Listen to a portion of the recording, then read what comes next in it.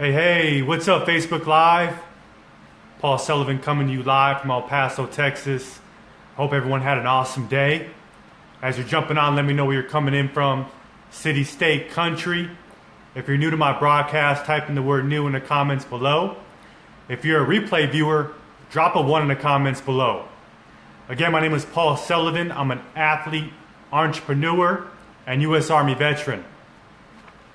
So I'm super excited, fired up. I've been doing a series on Napoleon Hill's Keys to Success. If you haven't seen the first 2 chapters, go back, check out my videos. This evening, I'll be going over chapter 3, Assemble an Attractive Personality. So let's jump right into it.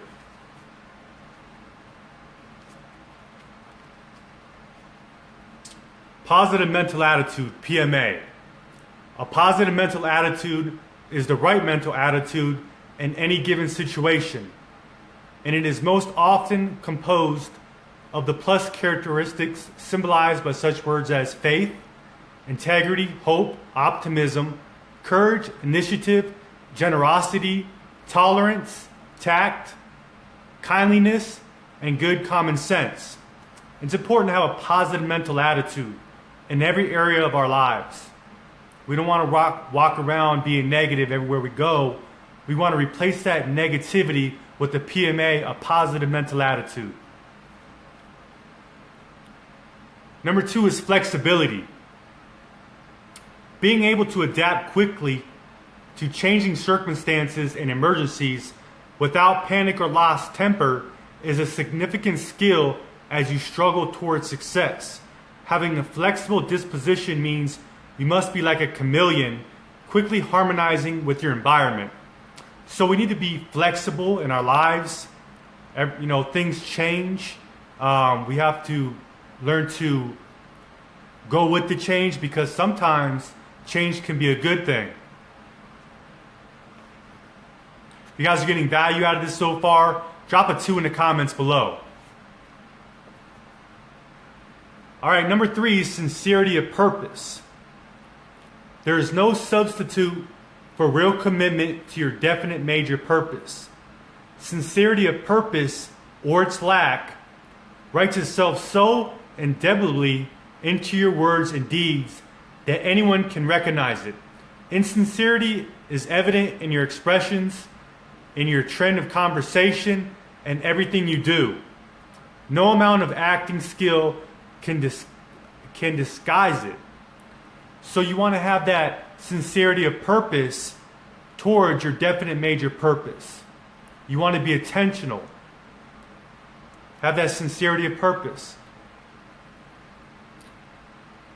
Number 4, promptness of decision. Dilly-dallying does not inspire popularity. In this fast-moving world, those who do not move quickly cannot keep up with the parade. Successful people reach decisions definitely and quickly, and they become annoyed and are inconvenienced by others who do not. Prompt decision-making is a habit, and it is supported by your positive mental attitude, which gives you confidence. So if you make a decision, stick with that decision, and only change it, if at all, very slowly. And think about it before you make that decision. Next is courtesy.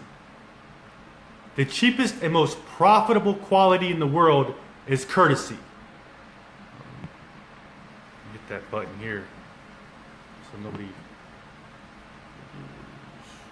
broadcast.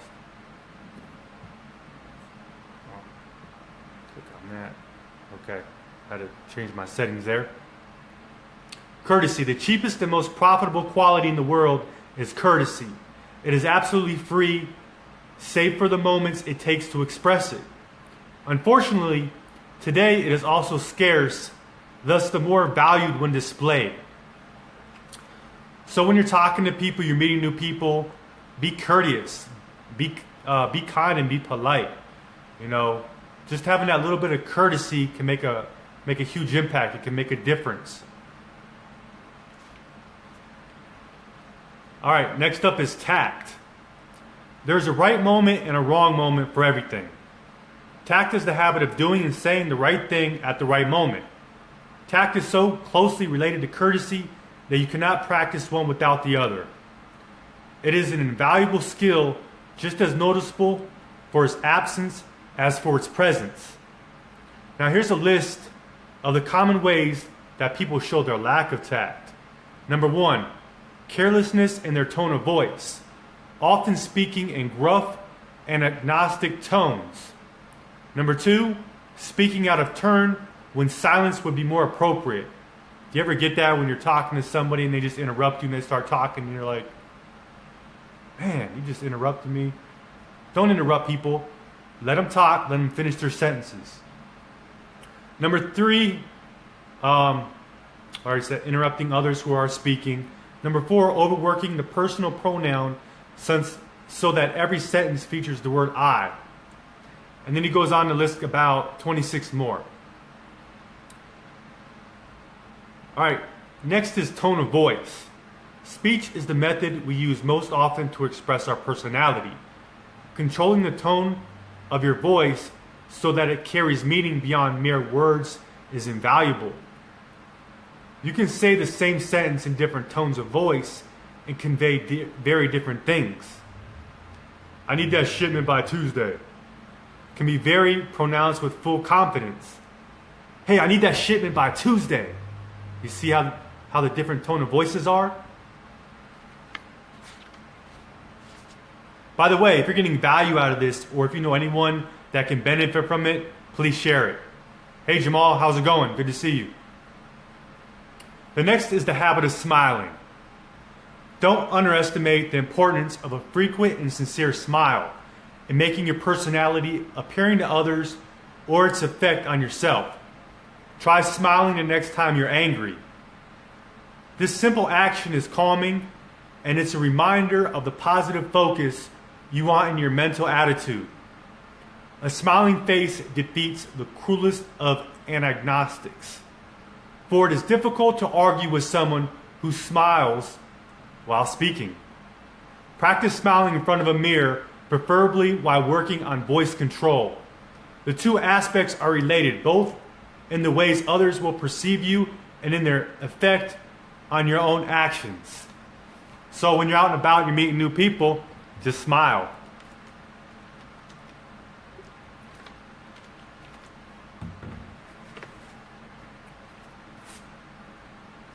All right, the next is facial expression. Here's another facet of an attractive personality that goes together with your tone of voice and your smile. You can tell a great deal about what is going on in people's minds by the impressions on their faces. Each of us makes judgments on these bases all the time. Master salespeople are particularly good judges. The more you learn to be aware of and in control of your facial expressions, the better you will be able to interpret the expressions of others. And since you're already in front of the mirror to practice your tone of voice and smile, you have the perfect opportunity to develop this aspect as well. So your facial expressions, you can tell a lot about people. They walk around with their head down, or they're smiling. And you're like, wow, you're glowing. You got that smile.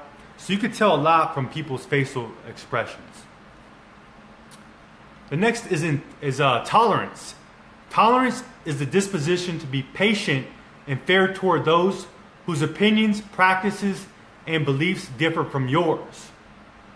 Holding your mind open to new ideas and new information is not simply a way to make yourself more pleasing to be around. Though it is closely related to tact as a social skill, tolerance makes you better able to identify and seize advantages. You may not make every new idea you encounter your own, but you will examine and try to understand it. And tolerance brings a host of disadvantages. And he goes over 5 different disadvantages. Number 1, it makes enemies of those who would like to be friends. Number 2, it stops the growth of the mind by limiting the search for knowledge. Number 3, it discourages imagination. Number 4, it prohibits self-discipline And number 5, it prevents accuracy in thinking and reasoning. The more intolerant you are, the more you close yourself off to the diversity of the world and to the power of the spiritual side of the mind, which can flourish only when it is ready to accept new ideas. So that's tolerance in a nutshell. I really didn't understand much of it. It's just something I'm going to have to learn more about. If you guys are picking up what I'm putting down, drop a 5 in the comments below. All right, the next is frankness of manner and speech. Everyone resents people who use subterfuge, never heard of that word, instead of dealing frankly with associates. People who are so slippery that they cannot be pinned down to direct, clear-cut statements cannot be depended on. Okay, frankness of manner and speech. I didn't really understand that one either. That's something I'm going to have to learn more about. It's really deep. All right, the next is a keen sense of humor. A well-developed sense of humor aids you in becoming flexible and adaptable to the varying circumstances of life. It allows you to relax and remain human in the midst of pressure. Instead of becoming cool and distant or angry and bitter, it keeps you from taking life too seriously. So there's a saying, don't take life too seriously because you'll never get out alive. You know, sometimes you gotta laugh at yourself. You know, have a sense of humor. All right, so next is a keen sense of justice. Unless you deal justly with others, you cannot hope either to cultivate an attractive personality or to succeed in your definite major purpose. The essential component of a keen sense of justice is a dedication to intentional honesty. You want to be honest about everything. Be a person of integrity. Have a keen sense of justice. Drop an 8 in the comments below if you guys are getting value out of this. All right, next is the appropriate use of words. People who achieve success do it by careful and attentive effort. Your use of language must reflect this quality just as totally as any marketing plan. Do not make it a habit to litter your speech with curses, obscenities, or casual misusage. Instead, work to make sure that you use words with precision and that they have the force and power to convey your meaning with all the clarity you desire. So we want to be careful with what we say. Our words speak life or death. If you are unsure of your language skills, you can improve them by reading. One man I knew read the dictionary for half an hour every day. Yes, he actually read the entries. I never heard him speak badly, and I was always impressed by the distinct message he covered. That's actually a great idea. I'm going to have to add that to my to-do list. Read the dictionary every day. Learn a new word a day. All right, the next is effective speech. There is more to effective speech than the vital aspect of appropriate word choice.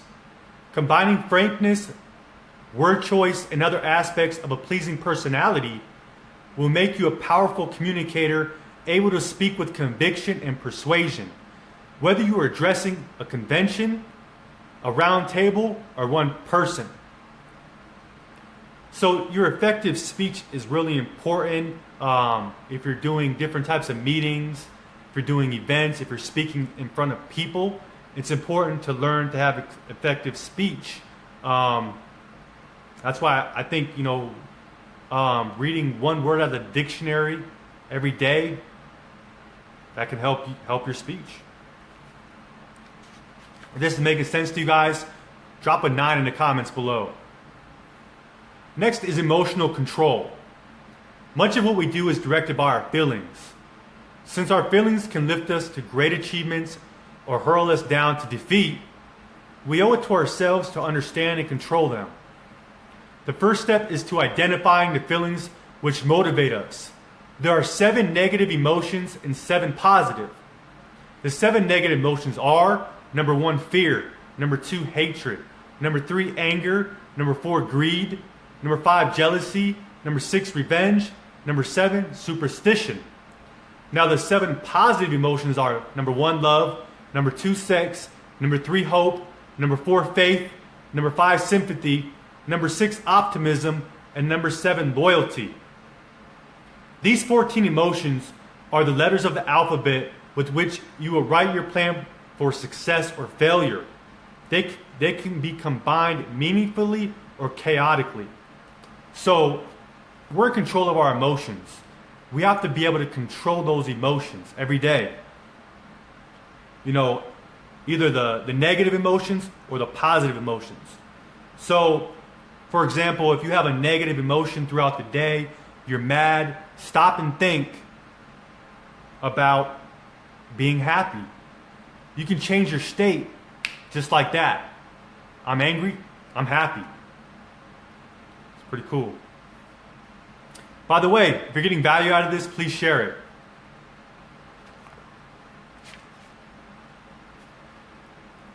All right, the next is alertness of interest. You must be able to fix in your interest on any person, place, or thing and hold it there for as long as the situation requires. If you cannot, the other aspects of your attractive personality will be useless. You can pay other people no greater compliment than to concentrate your attention on them when they want it. Listening well is an even greater accomplishment than speaking well. So we want to have that alertness of interest. When we're talking to people, really listen to them, really be interested in what they're saying, stay focused on them, and really listen attentively. All right, next is versatility. No matter how much you know about the field of your endeavor, unless you can display a general interest in the world at large, no one is going to find you attractive. You and your associates may thrive on speaking for hours without end about the work you are doing, but you will be as unwelcome as a dentist among other people in a candy shop. So basically what I got out of this is you got to learn to be versatile when you're speaking to people, no matter what endeavor you're in. Hey Edward, how's it going? Good to see you on here. The next is fondness for people. Just as a dog can sense those who do or do not like dogs, people recognize very quickly whether they are dealing with someone who likes other people. They resent those people with a natural dislike for their fellows, and they are attracted to those who possess genuine enthusiasm. So it's important, to have a fondness for people. If you're in business, especially if you're in network marketing, we're in the people business. It's all about building relationships. We're in a relationship marketing.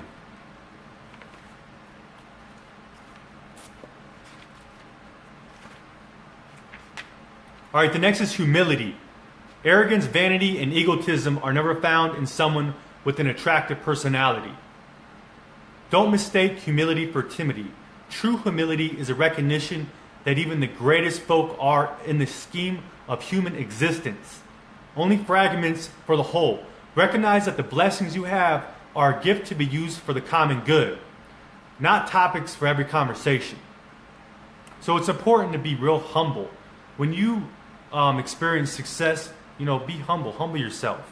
They say the ego is the enemy. So remember, be humble. Effective showmanship. This is the result of the proper blend of many aspects of an attractive personality. Facial expression, tone of voice, appropriate word choice, effective speech, emotional control, courtesy, versatility, mental attitude, sense of humor, and tactfulness. Together they allow you to gain favorable attention wherever necessary. Showmanship does not imply grandstanding, clowning around, wisecracking, or gossiping. These qualities certainly grab attention, but they are tiresome and often dangerous. Effective positive use of the traits which combine to form good showmanship will serve you well whether you are dealing with one person or 1,000. So, effective showmanship. That's really deep. I need to learn more about that, actually. It's really interesting. A good handshake. This is a simple skill, really, but it is invaluable at first impression and every time a contact is renewed. When you go to shake someone's hand, is it firm? Or is it like kind of, I don't know, wet, dry, not very strong? It's important to have that firm handshake. When you have that firm handshake, people are like, wow, that, okay, he seems really sure and, a confident individual, right?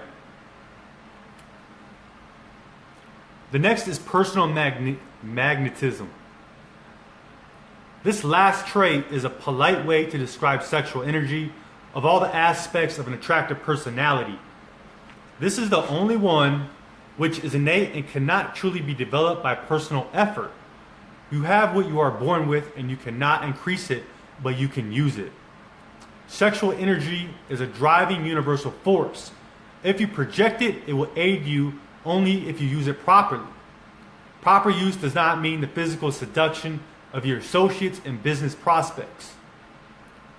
That way lies chaos, and such behavior is hardly consistent with other aspects of an attractive personality, such as honesty. Rather, you should channel this energy into your efforts, making them not your body the source of appeal to others. Use your sexual energy to build your enthusiasm, to display your genuine fondness for people, to burnish your style and tone of voice. Your gesture and posture too will reflect this quality. Sexual energy is a powerful factor in any appealing personality, but it will help you only if you have refined every other trait. So, those are the different types of personality traits that you can learn and be more attractive. So I hope this brings you guys some value. Again, my name is Paul Sullivan. I'm an entrepreneur, athlete, U.S. Army veteran. I appreciate your guys' time. If you know anyone that can benefit from this, please leave a comment, like, or share it. And I'll talk to you guys soon. Have a great evening. Peace.